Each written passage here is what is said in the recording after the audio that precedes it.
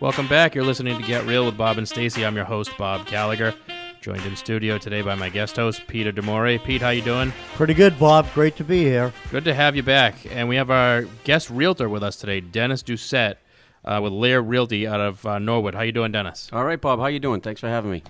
Glad you're here. We asked you to come in and talk about what you're doing in real estate right now, what you're seeing in your market, which is pretty much everything inside the 128 belt, greater Boston area. That is correct. Right. Yep.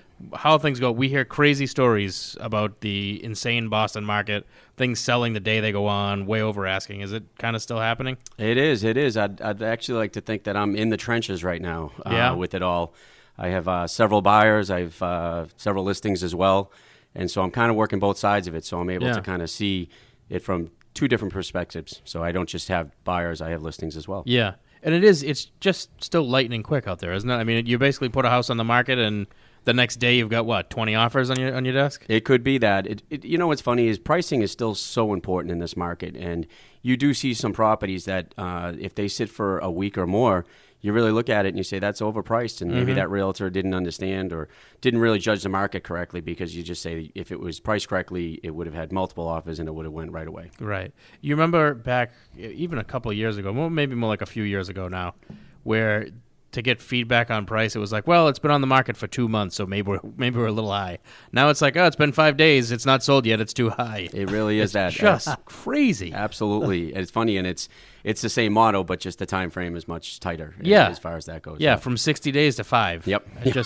I still can't get over it. And in a lot of cases, you look at a house that's been on the market for 5 days, and you're thinking, oh, wow, what's wrong with it? Absolutely. I can think of that. That just happened recently, last week or two, where we looked and said, boy, they didn't get an offer after the first open house. Yeah. Maybe something. I've got a friend that's actually looking at buying. They're selling and buying right now, or trying to. And I happen to go on in a couple of the towns they're looking to buy in, seeing what was on the market, and I was like, oh, there's tons of stuff. What are they saying? There's nothing available. And then I start clicking stuff, even the stuff that says new. As soon as you click it, it's contingent. I mean, it's been on the market for a day. It's under agreement. And this isn't inside Boston. This is going out towards Worcester. Yep. It's definitely, I think things are moving away from Boston because it's so competitive. So you're just seeing just the prices are changing a little bit. You're getting a little bit more for your money, but you're still going through the same kind of bidding war that you're doing in the greater Boston area. Right. Well, I think one of the things that might help a little bit is, I don't know if you're following what's going on with the commuter rail, but they just announced the new Worcester to Boston line schedule. And you can make it's a direct, I forget what they call them, the express trains. You can go from Worcester to downtown Boston in 55 minutes. No stops. Wow, that's great. Yeah. I mean, you could live in Wellesley and not make it into downtown Boston in 55 minutes if you're driving. So true. You could live in Brookline and still not make it in. Yeah. So I think maybe that's going to help a little bit. I mean, they're doing a lot of stuff with the commuter rail. They're talking about extending the green line or the orange line, or I don't know what it is. It's always something, right? What do you think's got to happen for the housing supply to come back a little bit? Well, the housing supply, it obviously, I think building is going to take kind of a back seat, because I feel that most areas have been maxed out as far as building new properties, new homes go. Yeah, in and around the city, there's really no place left to build, is there? Unless you're knocking something down. Absolutely.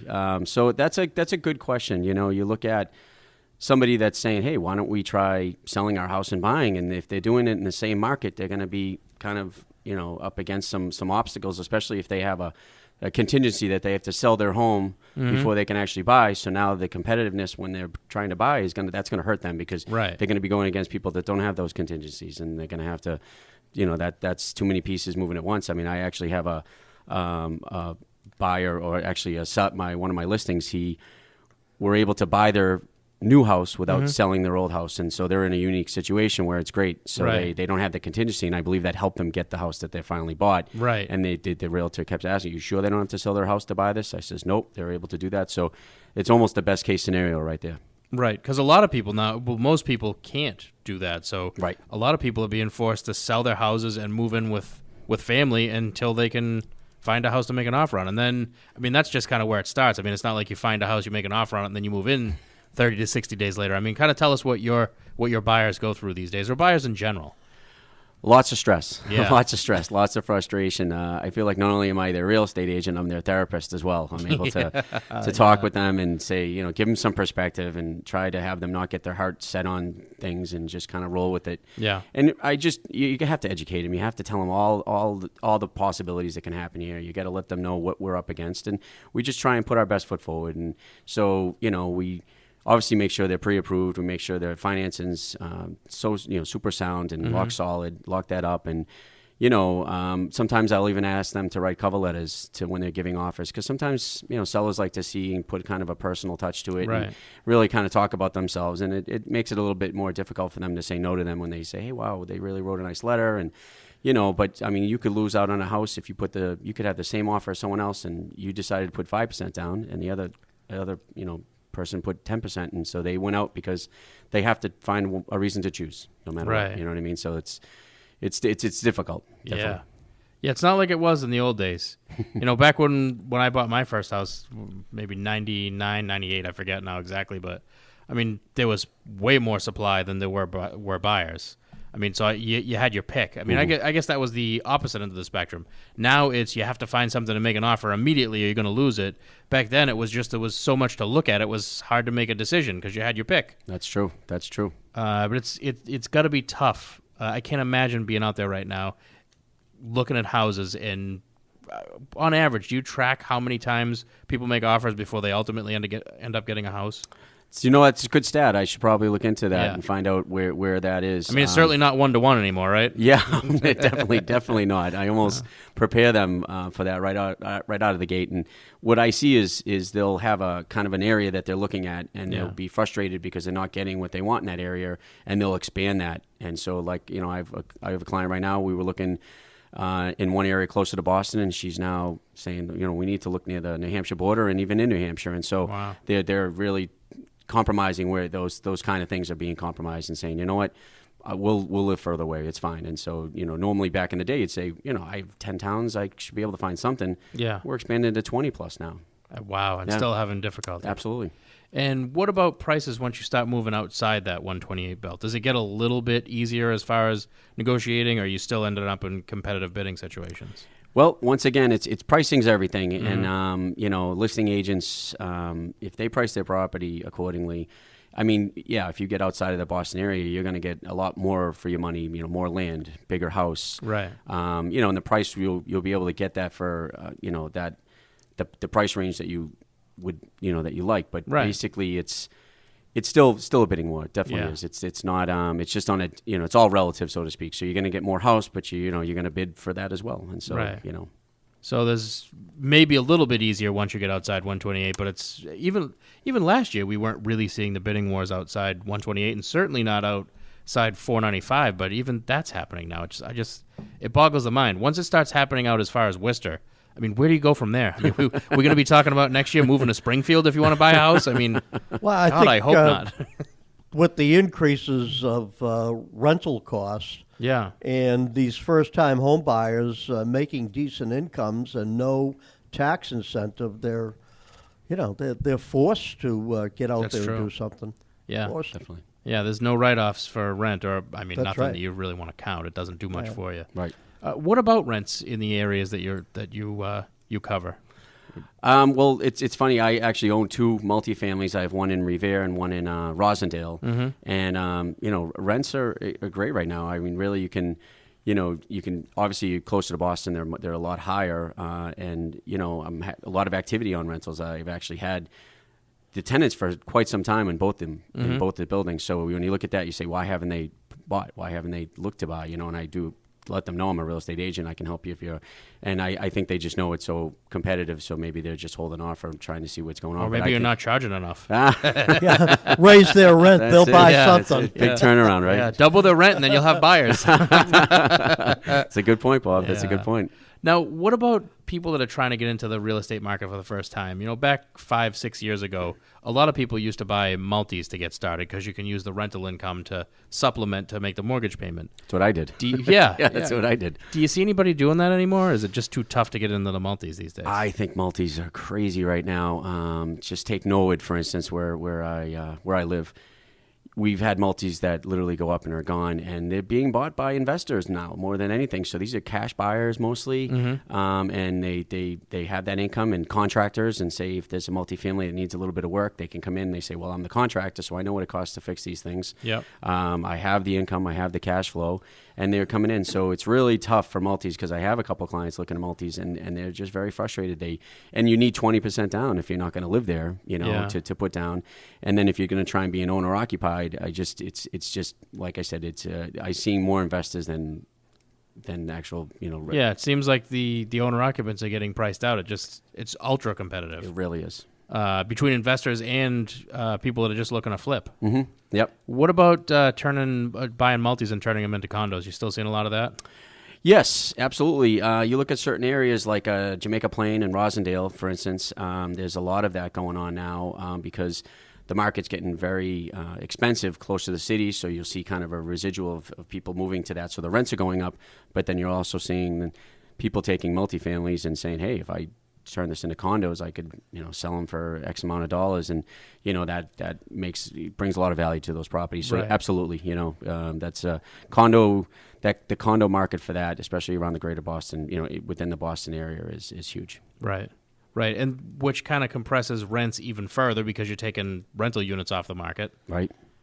And you're also taking multifamilies off the market for future owner-occupant buyers. I mean, you're just getting hit from all sides. It really is, absolutely. So really, I mean, the only way I see out of this is by building. And I mean, we'd have to start building at a record pace to even put a dent in it, wouldn't we? I think so, yeah. I mean, compared to last year, inventory's down, without a doubt, from last year, I believe. Buyers have increased, so you're just seeing such a demand for these properties, and people are willing to pay and overpay for them. Right.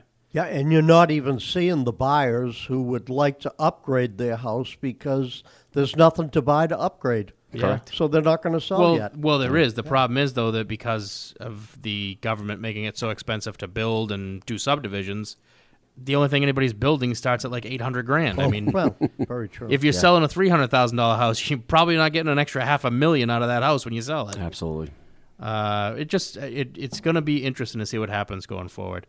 Why don't we talk a little bit about send out cards? You're also a distributor for that company, right? Oh, absolutely. I think send out cards is basically my number one marketing tool that I use to appreciate customers and appreciate people I do business with. It's fantastic.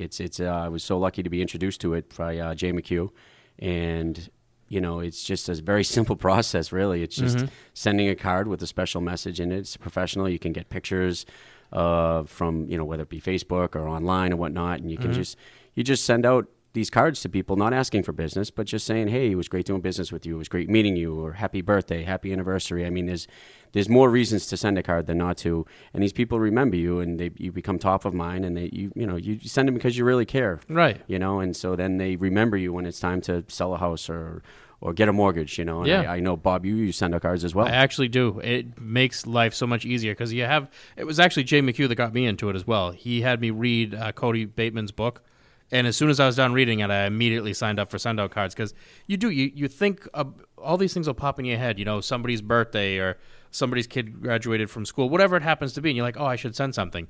But 5 minutes later, you've forgotten about it because life is so busy. You never get to the store to do it, and the moment's passed. Now, 5 seconds later, I can have a card out in the mail to somebody. Right. They got the mobile app that's right in your hand. You're sitting in line. I mean, how many times are we waiting to do things, and you're just waiting, and you say, wait, I can send a quick card, and you could start it and then finish it when you're, get back home on your computer. It's really a no-brainer, but it is funny how when you tell people about it, sometimes they're a little skeptical. Like, what do you mean this card and whatnot? And you say, listen, it saves you time. It saves you money. And those are two very important things for us in this business, without a doubt, Yeah. You know what? I want to give out your contact info, too. So if anybody's looking to buy or sell anywhere inside the 128-95 belt, greater Boston area, you want to give Dennis Doucette a call. He's with Lair Realty Partners in Norwood. Cell phone number is 781-254-1910. Again, it's 781-254-1910. Want to go back to real estate real quick here. Sure. One of the things we were talking about before we got started today was places where you can still buy without getting killed as far as price. So looking at the North Shore, you even saying Lynn is starting to get kind of pricey. Absolutely, yeah. Certain areas of Lynn, but absolutely, we've lost out on property. We bid 20, $20,000 over asking price, and they had 21 offers. I remember the real estate agent. 21 offers. 21 offers on a house in Lynn. Right. And it was just, granted, it was a wonderful home. It was well maintained. It had, it was definitely a turnkey cape. It was a great home. But it was definitely frustrating for my clients to lose out on that, and you're just seeing that as well. That's a easy commute to Boston. You really look at the location of Lynn. It's you're near the ocean. You're not far from Boston as well. So that North Shore area is popping as well. Yeah. So if Lynn is getting to the point where you're in multiple offer situations and selling over asking, where is there left to go? I mean, Peabody is a better option than Lynn as far as quality of the place, right? Correct. Are you running into the same issues there in Peabody where it's competitive, multiple bid type situations?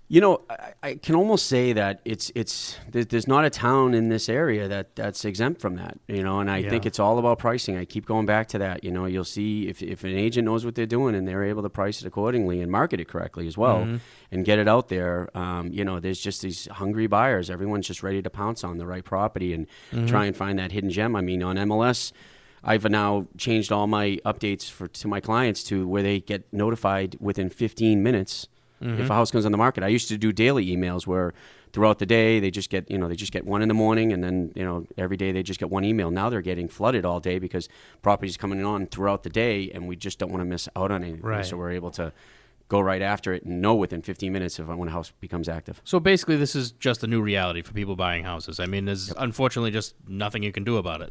Absolutely. You're going to have to be aggressive. You're going to have to go out there, have a number in your mind, what the house is worth to you, and just put your best offer forward, right? Absolutely. I say that all the time. I say that to all my clients. I say, well, just put your best foot forward. Don't worry about everybody else. Don't worry about all the people in the open house and what we're up against.